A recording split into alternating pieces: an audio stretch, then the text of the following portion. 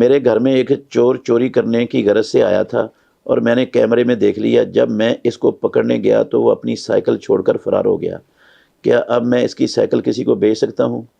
جی بھائی جان، آپ سائیکل بیچ سکتے ہیں، لیکن بیچ کر کسی مسجد کو یا کسی غریب مسکین کو دے دیں، خود نہ رکھیں اس کو۔ دوسرا سوال، میرا ایک دوست ہے، وہ سردی سے بچنے کے لیے ایک ایسا لباس زیب تن کرتا ہے جس پہ انسان نما شکل کے سٹیکرز بنے ہوئے ہیں، لڑکا لڑکی کے، تو کیا اس لباس کی وجہ سے اس کی نماز ہو جائے گی یا نہیں؟ اگر نہیں ہوگی تو برائے مہربانی حدیث کی روشنی میں حوالہ دے کر بتائیے گا تاکہ میں اس کی اصلاح کر سکوں۔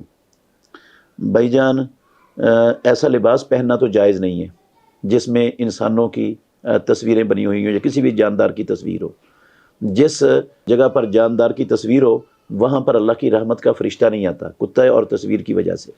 باقی نماز اس کی ہوتی ہے یا نہیں ہوتی، یہ اللہ رب العالمین بہتر جانتا ہے، کیونکہ کسی کی نماز قبول بھی اللہ نے کرنی ہے اور رد بھی اللہ نے کرنی ہے۔